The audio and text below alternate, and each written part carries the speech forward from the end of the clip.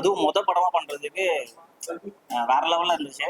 இந்த ஃபீல் வந்துட்டு எப்படி சொல்றதுன்னா, ஒரு நார்மலா ஒரு மனுஷனுக்கு கிடைக்கிற ஒரு எமோஷன்ஸ் அதை பேஸ் பண்ணி இந்த மதம் அப்படின்ற ஒரு விஷயத்துல வந்து லாக் ஆகிருக்கிற இதுல இருந்து வெளியே வந்து ஒரு விஷயம் எப்படி அந்த எமோஷன்ஸை கண்ட்ரோல் பண்றது யாருக்குமே எந்த ரைட்ஸும் இல்லைன்றது ஒரு விஷயமா இருந்தது. வேற லெவல் இந்த படம் எனக்கு ரொம்ப பிடிச்சிருந்தது.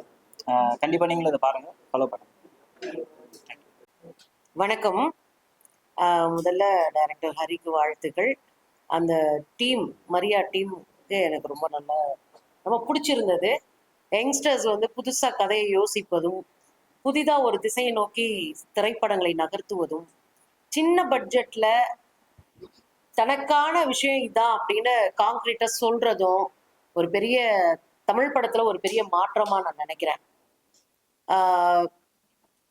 சமூகம் என்ன சொல்லும், இந்த சமூகத்துக்குன்னு ஒரு ஒரு டெக்னிக்கலா ஒரு காலங்காலமாக ஒரு மரபு இருக்கு, நம்பப்படுகிற சில விஷயங்கள்லாம் இருக்கு. அதை தொட்டா என்னவா இருக்கும் அப்படின்ற ஒரு பயம் இருக்கும். படைப்பாளிகளுக்கு தான் அந்த பயம் இருக்காது பொதுவா. தான் எதை நினைக்கிறோம், நான் என்ன சொல்ல வர்றேன் அப்படின்றதுல நம்பிக்கையா ஊன்றி அடிச்சு பேசுறது அப்படின்றது இந்த காலகட்டங்கள்ல தமிழ் சினிமாவுல பார்க்க முடியுது. அது ஒரு பெரிய மாற்றமாக நினைக்கிறேன். அது ஒரு பகுத்தறிவு இந்த தமிழ் சமூகத்திற்கு இந்த இளைஞர்கள் கொடுத்திருக்கிற மாற்றம் புதிய புதிய படைப்புகளை புதிய கோணத்துல உருவாக்குறதுக்கு பெரிய உதவியா இருக்கு. இந்த படத்துல ஒரு பெண் டிசைட் பண்றா, நான் என்னவா இருக்கணும், நான் எந்த பக்கம் இருக்கணும், அது வரைக்கும் நான் நீங்க சொல்ற புனிதப்படுத்தப்படுகிற ஒரு இடத்துல நான் இருக்கணுமா, நீங்களாம் புறக்கணிக்கப்படுகிற ஒரு இடத்துல நான் இருக்கணுமா, எதா இருந்தாலும் தீர்மானிக்கிற இடத்துல நான் தான் இருப்பேன் அப்படின்னு யோசிக்கிற ஒரு பெண் கதாபாத்திரம் இருக்கு. எனக்கு ரொம்ப ஆச்சரியம் என்னன்னா, பொதுவாக கமர்ஷியலா யோசிக்கிற ஒரு சமூகத்துக்குள்ளதான் நம்ம திரைப்படங்களை பார்க்க ஆரம்பிக்கிறோம். முதல் படம் எப்படியாவது ஓடிடணும், அந்த முதல் படம் ஓடிச்சுன்னா அடுத்தடுத்த வாய்ப்புகளை உருவாக்கி கொள்ளலாம் அப்படின்னு நினைக்கிறாங்க.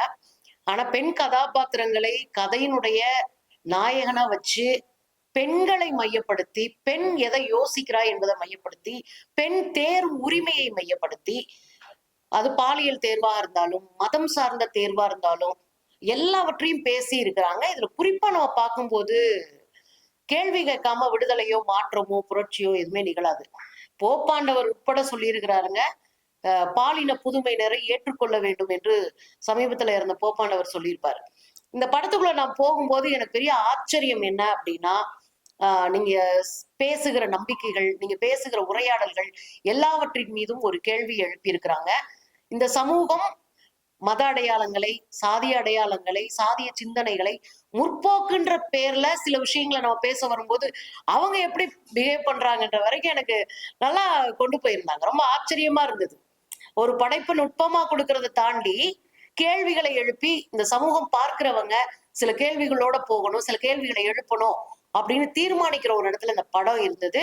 ரொம்ப கான்கிரீட்டா டைரக்டர் ஹரி அவர்கள் தன் சொல்ல வந்த விஷயங்களை சொல்லி இருக்கிறாரு. உண்மையிலேயே இந்த படக்குழுக்கு என்னுடைய பாராட்டுக்கள். ஒரு தேர் உரிமை அப்படின்றது இந்த சமூகத்துல நீங்களோ நானோ பக்கத்துல இருக்கிறவங்க எய்த்துல இருக்கிறவங்க மரபு அது இது கல்ச்சர் எதுவுமே இங்க தீர்மானிக்க முடியாது. ஒரு தனி மனிதனுடைய வாழ்க்கை அவங்க தீர்மானிப்பாங்க, அவங்க எந்த சைட் போகணும் அப்படின்றதையும் இந்த படத்தின் மூலமா நான் புரிஞ்சிருக்கேன். இந்த படத்துல வர கேரக்டர்ஸ் எல்லாம் ஒரு சின்ன ஒரு இடத்துல ரொம்ப அழகா பிளே பண்ணியிருக்கிறாங்க. எனக்கு ரொம்ப பிடிச்சிருந்தது இந்த படம். இந்த படத்தை தமிழ் சமூகத்துல இருக்கிற யங்ஸ்டர்ஸ் நிறைய பார்க்கணும்.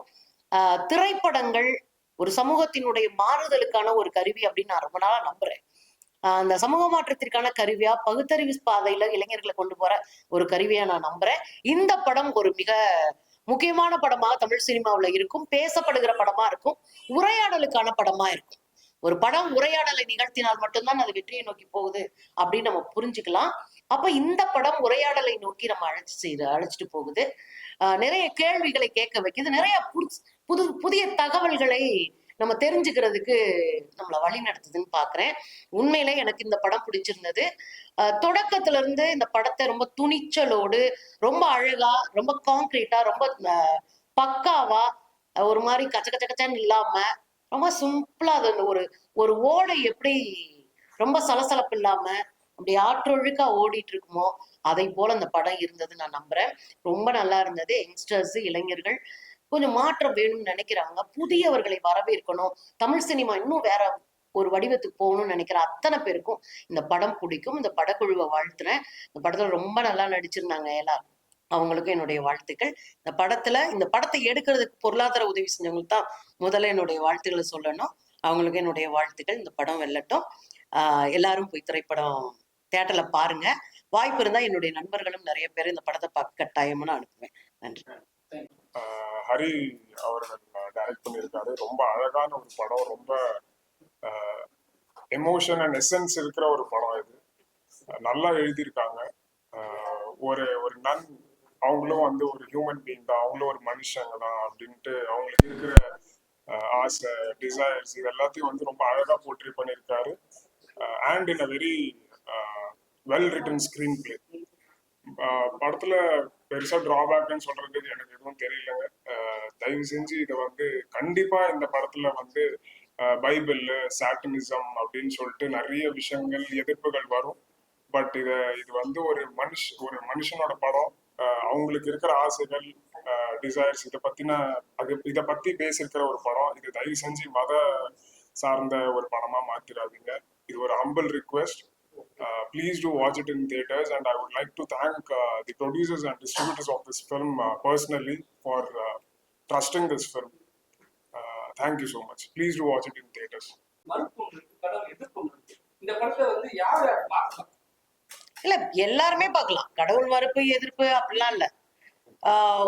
ஒரு படைப்பா பார்க்கணும். அந்த படைப்பாளியை கொண்டாடுகிற ஒரு விஷயமா நம்ம பார்க்கணும். இது தமிழ் சினிமால ஒரு புதிய கோணத்துல படைப்பை பார்க்கிற ஒரு விஷயமா தான் நான் பாக்குறேன். சோ இவங்கதான் பார்க்கணும் இல்ல. நான் வந்து கம்பராமாயணம் பார்த்திருக்கேன். இப்ப கூட சமீபத்துல எங்க அம்மா கூட உட்காந்து சம்பூர்ண ராமாயணம்லாம் பார்த்திருக்கேன். சோ நான் கடவுள் மறுப்பாளர். அதுக்காக ராமாயணம் படிக்க மாட்டேன்ல இல்ல. ராமாயணத்துல எனக்கு ரொம்ப நல்லா கதை தெரியும். மகாபாரதத்துல ரொம்ப நல்லா கதை தெரியும். பாகவ கதைகள் தெரியும். இன்னும் சொல்ல போனா சைவ சித்தாந்தத்துல நான் கோல்டு மெடல். ஆனா நான் கடவுள் மறுப்பாளர். சோ எல்லாத்தையும் தெரிஞ்சுக்கணும், எல்லாத்தையும் புரிஞ்சுக்கணும். ரெண்டாவது, எல்லா சைட்லயும் பார்த்துட்டு பேசுறவன் தான் பகுத்தறிவாளர். சோ இதை யார் வேணாலும் பார்க்கலாம். இது ஒரு வித்தியாசமான கதைக்களம். இந்த வித்தியாசமான கதைக்களங்களை நம்ம கொண்டாட பார்க்க ஆரம்பிக்கும் போதுதான் இன்னும் புதிய பரிமாணத்தோட தமிழ் சினிமாவை கொண்டு போறதுக்கான இளைஞர்கள் வருவாங்க. அந்த ஆஸ்பெக்ட்ல எல்லாரும் பார்க்கலாம். கேள்வி கேட்கணும்ல, பாருங்க, கேள்வி கேளுங்க.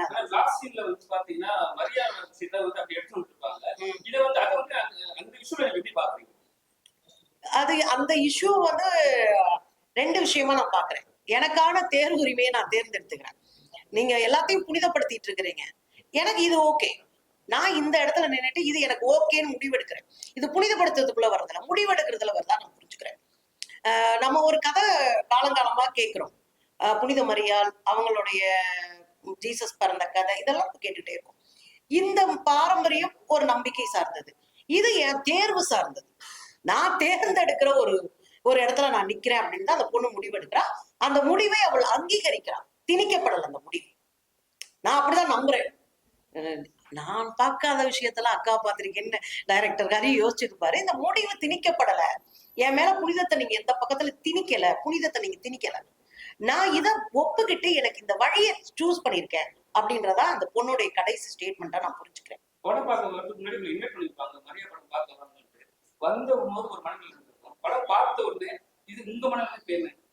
பொதுவாவே எனக்கு கிட்டத்தட்ட இப்படி படங்களாதான் பாக்குறேன்.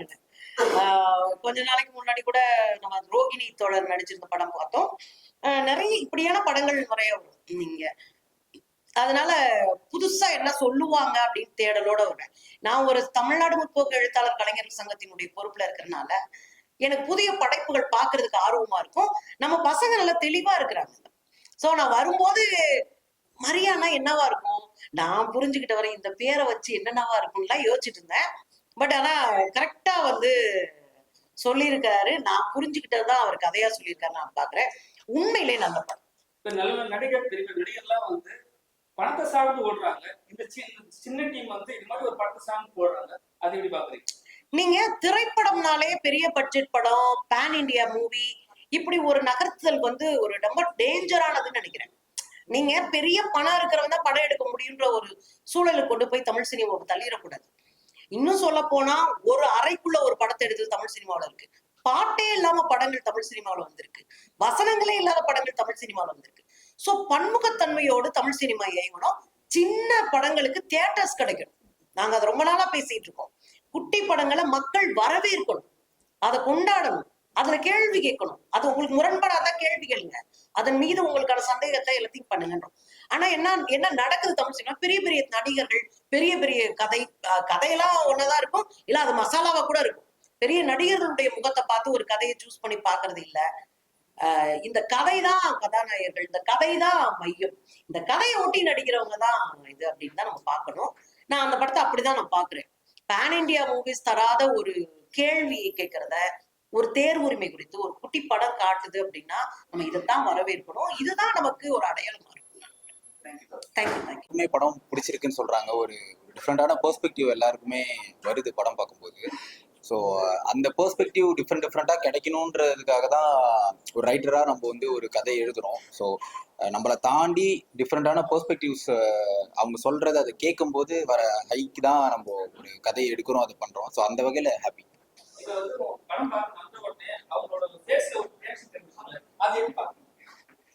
ரொம்ப சந்தோஷமா தான் இருக்கு. கொஞ்சம் ஒரு ஒரு ஒரு டிஸ்கஷனை கிரியேட் பண்ணணும்னா வெளியே வரும்போது அந்த ஒரு ஒரு குழப்பமோ ஒரு ஒரு விதமான ஒரு ஒரு டயலமா அவங்க ஃபேஸ்ல தெரியும் போது ஓகே, அப்போ அவங்க மைண்ட்ல அந்த மைண்ட் ப்ராசஸ் ஆகிட்டு இருக்குன்றத ஃபீல் பண்ண முடியுது.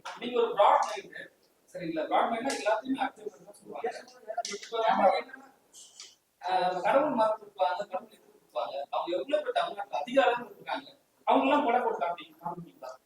இல்ல, அது பாசிபிள், ப்ராக்டிக்கலி அது பாசிபிள் கிடையாது. ஏன்னா மறுப்பாளர்கள் எத்தனை பேர், ஆதரவாளர்கள் எத்தனை பேர் நம்மளுக்கு வந்து தெரியாது. ஏன்னா அது ஒவ்வொருத்தரோட தனிப்பட்ட ஒரு மனிதர்களோட உள்குள்ள இருக்க ஒரு விஷயங்கள். நம்ம ஃப்ரெண்ட்ஸுக்கிட்டே வந்து ரொம்ப க்ளோஸா இருக்கும்போது நம்ம வந்து ஃப்ரெண்டோட ஸ்டாண்டே நம்மளுக்கு வந்து ரொம்ப நாள் கழிச்சு தான் தெரியும். இவன் இப்படிதான் பிஹேவ் பண்ணுவானா, அப்படிதான் பிஹேவ் பண்ணுவானு. ஆனா அதை தாண்டி நம்ம முதல்ல ஃப்ரெண்டா பழகுவோம், கூட இருப்போம். அதை தாண்டி அவங்களுக்குள்ள ஃப்ரெண்டுக்கே இந்த ஒரு இது இருக்கும்போது ஒரு அந்நியமான ஸ்ட்ரேஞ்சர்ஸோட பர்சனல் ஸ்டாண்ட் வந்து நம்மளுக்கு கண்டிப்பா நம்மளால டிஃபரன்ஷியேட் பண்ண முடியாது. ஸோ இந்த வாரம் உங்க படம் வந்து எந்த லெவலுக்கு தெரியல, பெரிய படத்து கூட வருது. பட் ஆனா இந்த படமும் ஜெயிக்கும் அப்படின்ற, மக்கள் இந்த படத்தையும் பார்ப்பாங்க அப்படின்ற ஒரு நம்பிக்கை இருக்கு. ஏன்னா இது வரைக்குமே வந்து இந்த மாதிரி நிறைய சின்ன படங்களை வந்து மக்கள் ஆதரிச்சிருக்காங்க. அந்த கொடுத்த கான்ஃபிடன்ஸ் தான் இந்த மாதிரி ஒரு படத்தை நம்ம இந்த டேட்ல இறக்கலாம் அப்படின்ற ஒரு நம்பிக்கையும் அதுதான் மக்கள் தான் கொடுத்தது. ஸோ கண்டிப்பா மக்கள் இந்த படத்தை வந்து சப்போர்ட் பண்ணுவாங்கன்னு ஒரு ஒரு ஆணித்தனமான நம்பிக்கை இருக்கு எனக்கு. ஆக்சுவலி இந்த ஃபிலிம் வந்து இந்தோனேஷியாவில் செலக்ட் ஆகிருக்கு, இட்டாலி, அதுக்கப்புறம் வந்துட்டு நியூ டெல்லி, மும்பை, பூனே, மகாராஷ்டிரா, அப்புறம் வந்து ஜார்க்கண்ட், நியூ டெல்லி, இந்த மாதிரி நிறையா ஃபெஸ்டிவல்ஸில் இந்த படம் பர்ஃபார்ம் பண்ணியிருக்கு. And particularly best director, best actor and best screen play, best cinematography and best costume, so இந்த கேட்டகரிஸ்லையும் இந்த படம் வந்து நிறையா ஃபெஸ்டிவல்ஸில் வந்து அவார்டு வாங்கியிருக்கு. இல்லை, கண்டிப்பாக இன்னும் படம் ரிலீஸுக்கு அப்புறம் இன்னும் ஒரு லெவரேஜ் கிடைக்கும். அதை யூஸ் பண்ணி இன்னும் கொஞ்சம் ஃபெஸ்டிவல்ஸ் அனுப்பலாம் அப்படின்ற ஒரு ஐடியா இருக்கு. தேங்க்யூ. வணக்கம், நான் சாய்ஸ்ரீ. மரியா படத்துல கதாநாயகியா நடிச்சிருக்கேன். இந்த படம் அக்டோபர் 3, அதாவது நாளை திரை எங்கும் வெளியாகுது. கண்டிப்பா படம் பாருங்க. இது ஒரு புது முயற்சி, புதுமையான கதை கோணம், நிறைய யோசிக்க வைக்கக்கூடிய, ஆழ்ந்து சிந்திக்கக்கூடிய, மத போதனைகளை உள்வாங்கினவங்களுக்கும் சரி, அது நம்பாத ஏத்திசம் ஃபாலோ பண்றவங்களுக்கும் சரி, இந்த 2 கேட்டகரிஸ்ல நீங்க இருந்தீங்கன்னா தாராளமா போய் படம் பார்க்கலாம். உங்க வியூஸ் அண்ட் ஒப்பீனியன் கண்டிப்பா ஷேர் பண்ணுங்க எங்களோட. It's a new attempt. நிறைய படம் வருது இப்போ தமிழ் சினிமால. இது மாதிரி ஒரு படம் I think for last 30 to 40 இயர்ஸ்ல நான் பார்க்கல. என்ன நான் நடிச்சதுனால அதை சொல்ல, இது உண்மையான ஒரு திங்.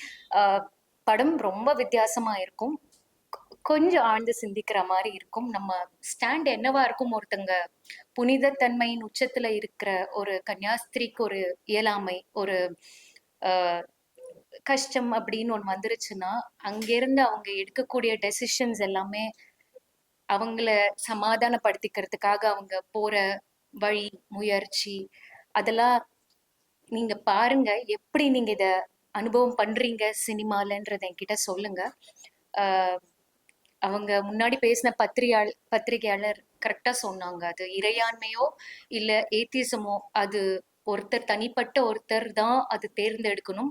இதுல சரி எது தவறு எது அப்படின்றது இல்லை. ஸோ நீங்களும் இந்த படம் பாருங்க. உங்க ஃபீட்பேக் எங்க கிட்ட கொடுங்க. உங்க ஃப்ரெண்ட்ஸ் சர்க்கிள் படம் பார்த்துருக்காங்க, நல்ல ஃப்ரெண்ட்ஸ், நல்ல ரொம்ப போல்ட் அட்டெம்ப்ட் சொன்னாங்க. ஏன்னா இது மதத்தை சார்ந்து நிறைய படங்கள் வந்திருக்கு இந்தியாவில் அக்ராஸ் த குளோப். பட் கிறிஸ்துவத்தை சார்ந்து தமிழ்நாட்டில் இப்போ தமிழ் படம் புது முயற்சி. ஸோ நம்ம ரிலீஜன் இல்லாத இன்னொரு ரிலீஜனை நம்ம தொட்டு அதை நடிக்கிறோம். ஒரு சாதா கிறிஸ்டின் கேர்ள் இல்லாமல் கிறிஸ்டின் நன்னா பண்ணியிருக்கிறப்போ அதை கையாளணும்னு நினைக்கிறப்போ அதில் கொஞ்சம் துணிச்சலான சீன்ஸ் இருக்கும், இன்னல்கள் இருக்கும். இது கதாபாத்திரம் கதையோட ஐக்கியமாயி அதெல்லாம் பர்ஃபார்ம் பண்ணுறப்போ நிறைய புருவத்தை மேலேத்துற மாதிரி நிறைய சூழ்நிலைகள் இந்த படத்தில் நீங்கள் பார்ப்பீங்க.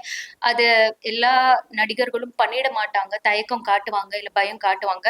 அது எனக்கு இருந்தது. பட் அது பற்றின டிஸ்கஷன்ஸ் எல்லாம் நாங்கள் எடுத்துகிட்டு போய் பார்த்துட்டு என் ஃப்ரெண்ட்ஸ் இது ஒரு போல்ட் அட்டெம்ப்ட், இப்போ இந்த மாதிரி நான் விட்டுட்டேன்னா திருப்பி எப்போ பண்ண முடியும், எனக்கு அந்த சான்ஸ் கிடைக்கும்ன்றது தெரியாது. ஸோ நான் எடுத்து பண்ணிட்டேன்.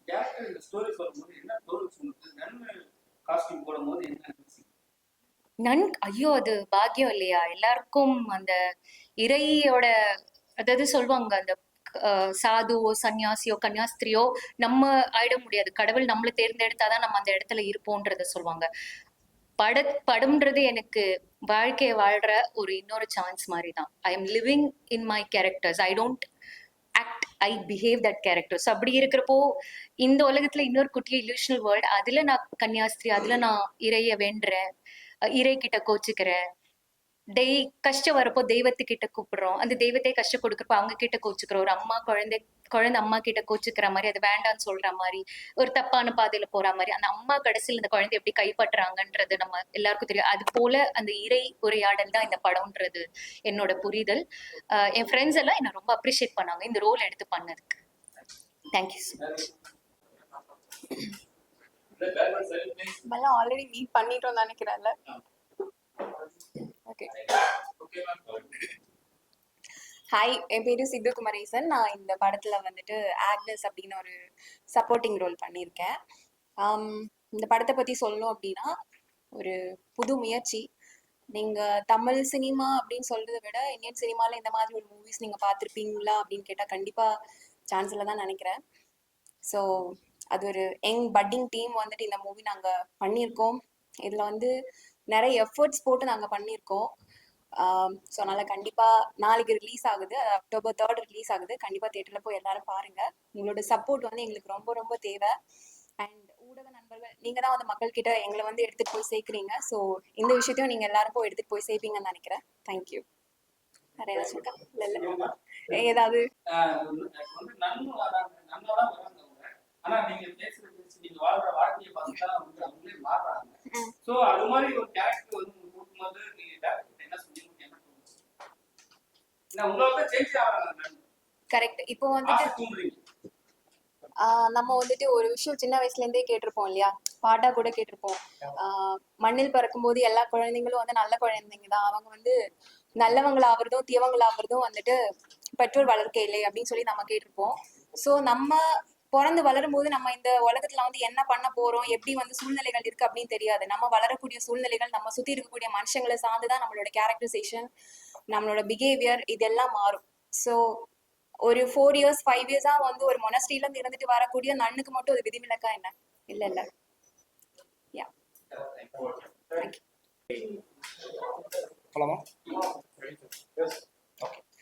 வணக்கம், என் பேரு விக்னேஷ் ரவி. இந்த படத்துல விஷ்ணு அப்படின்ற ஒரு கேரக்டர் நான் பண்ணியிருக்கேன். மரியா பத்தி சொல்லணும்னா ஃபர்ஸ்ட் டிரெக்டரை பத்தி சொல்லிடுறேன். டிரெக்டர் வந்து எனக்கு ஒரு 10 வருஷமா தெரியும்.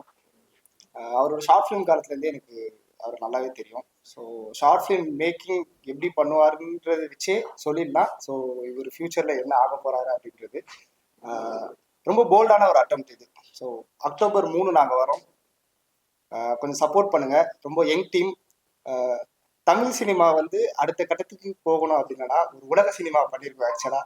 ஸோ உலகத்தில் இருக்க எல்லாத்தோட ஒரு நீங்கள் எடுத்து பார்த்தீங்கன்னா படத்தில் பார்த்தீங்கன்னா நிறைய கட்சிலேருந்து மியூசிக்லேருந்து எல்லாமே சூப்பராக ப்ளே பண்ணியிருப்போம். ஸோ இது உலக சினிமாவில் தான் பார்க்க முடியும். ஃபர்ஸ்ட் டைம் தமிழ் சினிமாவில் நாங்கள் பண்ணியிருக்கோம், நாங்கள் நம்புகிறோம். ஸோ கண்டிப்பாக பார்த்துட்டு சொல்லுங்கள். உங்களுக்கு இந்த படம் ஏன் முக்கியமாக பார்க்கணும் அப்படின்னா யங்ஸ்டர்ஸ் ரொம்ப பார்க்க வேண்டிய ஒரு படம். ஏன்னா அடுத்த ஜென்ரேஷன் நம்ம தான் வளர்க்கணும். ஸோ அதுக்கு இந்த படம் ரொம்ப ரொம்ப முக்கியமான ஒரு படம். எந்த மதத்தை பற்றியும் நான் தப்பாலாம் பேசலை, இந்த ரிலீஜன் இதுவும் அண்ட் லேடிஸ் பற்றியும் தப்பாலாம் பேசலை. இது ஆக்சுவலாக லேடிஸ்க்கான ஒரு படம். அண்ட் கிறிஸ்டியானிட்டியை வந்து எதுவுமே பேடாலாம் காட்டல. நாங்கள் இங்கே நடக்கிற ரியாலிட்டியை தான் காட்டுறோம். நான் என் வீட்டுக்கு பக்கத்தில் எனக்கு பெரியம்மா சித்தி இவங்க எல்லாரையும் பார்த்து வளர்ந்துருக்கேன். ஸோ இங்கே கிறிஸ்டியானிட்டி எந்த அளவுக்கு எவால்வ் ஆகியிருக்குன்றது எனக்கு தெரியும். அதனால இது கிறிஸ்டியானிட்டியில மட்டும் இல்லை, எல்லா மதத்துலையுமே இந்த மாதிரி விஷயங்கள் இருக்கு. ஸோ இது எல்லாமே யாரையுமே நம்ம வந்து கம்பல் பண்ணி ஒரு விஷயத்த பண்ணக்கூடாது அப்படின்றது தான் இந்த கதையை சொல்றோம். ஸோ கண்டிப்பா பாருங்க, உங்க எல்லாருக்குமே பிடிக்கும். நன்றி. சொல்லுங்க சார். ஒரு கொஸ்டின் தானே? சரி. இப்போ வந்து ஃபர்ஸ்ட் டைம் வந்து நன்மை வந்து லோ பண்றக்கூடிய ஆளுங்க தான். எந்த சினிமாலையும் காட்டும் கிடையாது, தமிழ்லயும் நன்மை லோ பண்ண ஒரே ஆளுங்க தான். டைரக்டர் சொல்லும் போது உங்களுக்கு ஏதாவது அப்டேஷன் இருந்தா இல்ல வந்து ஓகே அது பண்ணிக்கலாம்னு சொல்லிட்டு, ஏன்னா எதிர்ப்பு நிறைய பேர் வரும், நிறைய விஷயம் நடக்கும். அதெல்லாம் வந்து எப்படி நம்ம பேச முடியும்? ஓகே ஓகே டிரெக்டர் ஃபர்ஸ்ட் எனக்கு இந்த ஸ்கிரிப்டை பத்தி சொல்லும் போது சொன்னார், ப்ரீ கிளைம்ஸ்ல ஒரு சீக்வன்ஸ் இருக்கு, ரொம்ப போல்டான ஒரு சீன். அது நீங்க எப்படி பண்ணுவீங்க அப்படின்னாரு. நீங்க ஸ்கிரிப்டை கொடுங்க, நான் படிக்கிறேன். ஸோ எனக்கு அது கன்வின்ஸா இருந்ததுன்னா கண்டிப்பா இது பண்ணலாம் அப்படின்னு சொன்னேன். ஸோ கதை படிக்கும்போது எனக்கு கதைக்குள்ள அவ்வளோ டீட்டெயிலிங்கான நிறைய விஷயங்கள் இருந்தது. ஸோ ரொம்ப பிடிச்சிருந்தது. கதைக்கு அந்த இடம் அந்த ப்ரீ கிளைமேக்ஸ் தேவைப்பட்டது. ஸோ அதனால வந்து போல்டா இல்ல சொல்லலாம் மாட்டேன். ஸோ போல்டா அந்த விஷயங்கள் பண்ணோம். நன்னை லவ் பண்றது இது என்னன்னா, ஏன் நன்னா பார்க்கணும், ஒரு பொண்ணா பார்க்கலாமே. ஸோ அவங்களுக்குள்ள அதான் அவங்களுக்குள்ளேயே இருக்க ஃபீலிங்ஸ் எல்லாம் இருக்குதா, சரிங்களா? நாங்க ஒன்றும் யாரையும் கையை பிடிச்சி இருக்கல, அந்த மாதிரி எல்லாம் பண்ணல. ஸோ கதையில அவங்களுக்கு ஒரு ஃபீலிங்ஸ் தேவைப்படுச்சு, ஒருத்தர் தேவைப்படுது. அதனால அது அந்த கேரக்டருக்கு தேவைப்படுச்சு, எனக்கு இல்லை. அந்த கேரக்டருக்கு தேவைப்படுறதுனால அது தப்பா எனக்கு தெரியல. ஸோ அதுதான் விஷயம். இந்த படம் நாங்க எடுத்ததுக்கான ரீசனே வந்து எல்லா பெண்களுக்குமே அவங்களோட ஃபீலிங்ஸ் வந்து அவங்களுக்கு ரொம்ப ரொம்ப முக்கியம். அது அவங்களா சூஸ் பண்ணிக்க வேண்டிய விஷயம். ஸோ இதுல யாராலையும் தட்டி போட முடியாது. அதுதான், அதனால எனக்கு தப்பா தெரியல. அதிகமா பேசுறேன், அப்புறமா பேசுறேன். ஸ்டார்ட் பண்ணலாம். வணக்கம், என் பேரு பாலாஜி வேலன். ஸோ இந்த படத்துல அருண்ற ரோல் பண்ணியிருக்கேன். ஸோ ஃபர்ஸ்ட் ஹரியானாக்கு என்னோட முதல் நன்றி. ஸோ அவர் எனக்கு 10 வருஷமா தெரியும், காலேஜ்ல இருந்தே. ஸோ என்ன இந்த சினிமாவுக்கு இந்த ஷார்ட் ஃபிலிம் கூட்டு வந்தது அவர் தான். ஸோ என்கிட்ட ஒரு பர்டிகுலரா உங்ககிட்ட சம்திங் இருக்குடான்னு சொல்லிட்டு எனக்கு முதல்ல ஒரு ஆப்பர்ச்சுனிட்டி ஷார்ட் ஃபிலிம் கொடுத்து இந்த இடத்துக்கு என்னை கூட்டு வந்திருக்காரு. லைக் 70 ஸ்க்ரீன்ல எனக்கு காமிச்சிருக்காரு. அதுக்கு முதல் நன்றி. அண்ட் அவருக்கான உழைப்பு இந்த 10 வருஷத்துல நான் கூட நின்று நிறைய பார்த்துருக்கேன். ஸோ இப்போ எந்த எக்ஸ்ட்ரா டாபிக்கும் பேச மாட்டேன், ஒன்லி சினிமா பத்தி மட்டும்தான் பேசுவாரு. எதுவாக இருந்தாலும் அது ஒரு நாலேஜ் என்கிட்ட ஷேர் பண்ணுவாரு. ஸோ அவருக்கான உழைப்பு இதுக்கும் மேல போனோம், அது என்னோட வாழ்த்துக்கள். ஸோ அடுத்து மரியாதை பத்தி சொல்றேன். ஸோ நாங்க இதே இதுல வந்து எங்களோட ஷார்ட் ஃபிலிம் ஒன்று, அது ஆக்சுவலி செலக்ட் ஆகல, ஸ்க்ரீன் ஆகல. பட் எனக்கு ரொம்ப பெருமையா இருக்கு. இப்போ ஃபீச்சர் ஃபிலிம் இதே 4 ஃப்ரேம்ஸ்ல ஸ்க்ரீனா இருக்கு. அது ரொம்ப எனக்கு சந்தோஷமா இருக்கு, நிகழ்ச்சியா இருக்கு பார்க்கும்போது அவர்கிட்ட சொன்னேன். ஸோ ரொம்ப பெருமையா இருக்கு. ஸோ இதை தாண்டி அவர் இன்னும் நிறைய பண்ணணும். லைக் இங்க மட்டும் இல்லை, all over India and world ஃபுல்லா எங்க படம் ரீச் ஆகணும்.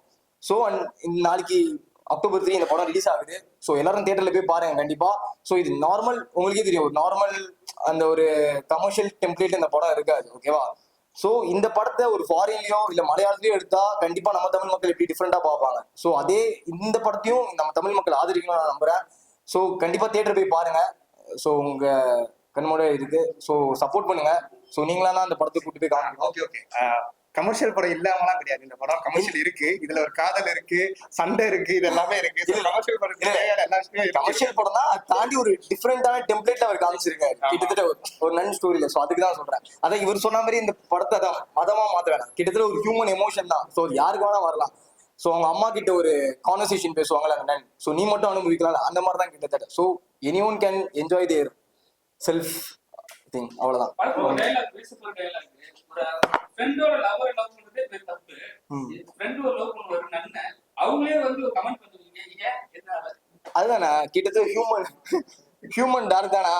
ஸோ இப்போ நான் மீடியா மேடையில நான் நிறைய விஷயத்த சொல்ல முடியாது. ஸோ அதுதான் அங்க நான் அவங்ககிட்ட ஷேர் பண்ணியிருப்பேன். ஸோ அந்த பொண்ணு நல்லா இருக்கான்னு தனியாக ஷேர் பண்ணிப்போம். ஸோ எனக்கும் அந்த ஆசை இருந்திருக்கும். ஸோ அவனும் அந்த நன்னான்னு பார்க்கறான்னு நினச்சிட்டு இருப்பேன். பட் இவன் ஓப்பன் அப் பண்ணுறப்போ நானும் ஓப்பன் அப் பண்ணுவேன் என் மனநிலையில இருந்து. ஓகே இவனும் பார்த்துருக்கான், சரி நம்மளும் நம்ம பார்த்துட்டு சொல்லிடலான்னு சொல்லிட்டு பிரேக்அப் பண்ணியிருப்பான். அவ்வளோதான்.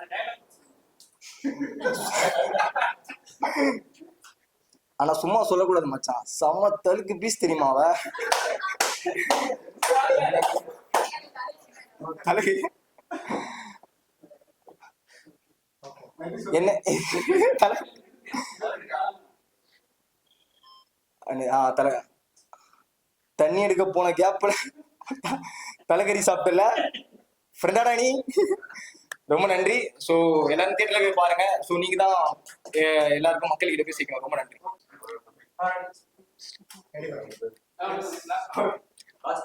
வணக்கம், என்னோட பேர் அபினியா. இந்த படத்துல பிரீத்தியா ஒரு கேரக்டர் பண்ணியிருக்கேன். ஸோ இந்த ப்ராஜெக்ட்ல வந்து ரொம்ப லாஸ்ட்டாக தான் நான் வந்து ஜாயின் ஆனேன். ஸோ எதுவுமே தெரியாம இந்த படத்துல பண்ணேன். பட் பரவாயில்ல, இப்போ இந்த ஸ்க்ரீன்ல பார்க்கும்போது ரொம்ப சந்தோஷமா இருக்கு. ரொம்ப அழகா வந்திருக்கு. இந்த மாதிரி படம் வந்து கண்டிப்பா தமிழ் சினிமால இதுக்கு முன்னாடி வந்தது கிடையாது. பட் போல்டா ஒரு அட்டெம்ப்ட் எடுத்து வச்சிருக்கோம். ஸோ நீங்க எல்லாமே கண்டிப்பா சப்போர்ட் பண்ணணும். நாளைக்கு இந்த படம் தியேட்டர்ல வருது. ஸோ கண்டிப்பா இந்த படத்தை பாருங்க. தேங்க்யூ. என்னையும் இவங்க தண்ணி எடுக்க கீழே விட்டுருக்கலாம். நானும் என்ஜாய். மரியா டீமுக்கு மிகப்பெரிய வாழ்த்துக்கள். அண்ட் இயக்குனர் ஹரிகே சுதனுக்கு வந்துட்டு ஒரு பெரிய வாழ்த்துக்கள். பிகாஸ் யங் டைரக்டரா இருந்துட்டு கான்ட்ரவர்சிஸ் ஃபேஸ் பண்ணணும் அப்படின்ட்டு தயங்கி இல்லாம ஒரு பெரிய போல்ட் அட்டெம்ப்ட் எடுத்து வச்சிருக்காங்க. இது மற்ற இவங்க சொல்ற மாதிரி இது காஸ்டியோ இல்ல ரிலீஜியனோ வந்துட்டு முன்னிலைப்படுத்தலைனாலும் கண்டிப்பா இதுல ஒரு சில பிரிவினர் கண்டிப்பா ஹர்ட் ஆகிறதுக்கான வாய்ப்புகள் இருக்கு. ஆனா அது அந்த மாதிரி மட்டும் பார்க்காம எப்பயுமே நான் சொல்ற ஒரு விஷயம் தான், ஆர்ட்டை மட்டும் பாருங்க, ஒரு கலையா பாருங்க. இதுல சொல்ல வந்திருக்க கருத்தை மட்டும் பாருங்க. ஒரு படமா மரியா படத்தை அக்டோபர் 3ஆம் தேதி ஜாலியா வந்து ஃபேமிலியோட பார்த்து என்ஜாய் பண்ணி இந்த டீமுக்கு சப்போர்ட் பண்ணுங்க. பிகாஸ் இப்போ யங் டீம் நிறைய வந்துட்டு இருக்காங்க. ஒன் ஆஃப் த டீம் இவங்க. ஸோ அந்த டீம் வந்துட்டு வளரும் பொழுது தமிழ் சினிமால இன்னொரு பெர்ஸ்பெக்டிவும் வளரும் அப்படின்னு நான் நினைக்கிறேன். So thank you so much. Hi, பேர் அரவிந்த் கோபாலகிருஷ்ணன். இந்த படத்துக்கு வந்து பேக்ரவுண்ட் ஸ்கோர் பண்ணியிருக்கேன். ஸோ எல்லாருமே பார்த்துருப்பீங்க. ஸோ நாளைக்கு வாங்க, நாளைக்கு படம் ரிலீஸ் ஆகுது, வந்து சப்போர்ட் பண்ணுங்க. தேங்க்யூ. என் பேர் மணிசங்கர். நான் தான் சினிமாட்டோகிராஃபர் இந்த படத்துக்கு. எனக்கு கூட ஒர்க் பண்ண என் ஃப்ரெண்ட் அசோசியேட்டாக ஒர்க் பண்ணான் அஸ்வின் கோர்னர் சொல்லிட்டு, அவனுக்கு நான் ரொம்ப தேங்க்ஸ் சொல்லிக்கிறேன். அப்புறம் வந்துட்டு ஹரிகே சுதன் டேரக்டருக்கும் ரொம்ப தேங்க்ஸ் சொல்லிக்கிறேன். ஏன்னா ஒரு 3 இயர்ஸாக ட்ராவல் இருந்தது. இந்த படத்துக்கு வந்து ரொம்ப எஃபர்ட் போட்டிருக்காப்புல அவரு. நிறைய பேரை போய் பார்த்து பேசி, ஸோ அதனால் ஸோ டிஸ்ட்ரிபியூட்டர் பண்ண அரியோத்ரா அவருக்கும் ரொம்ப தேங்க்ஸ் சொல்லிக்கிறேன்.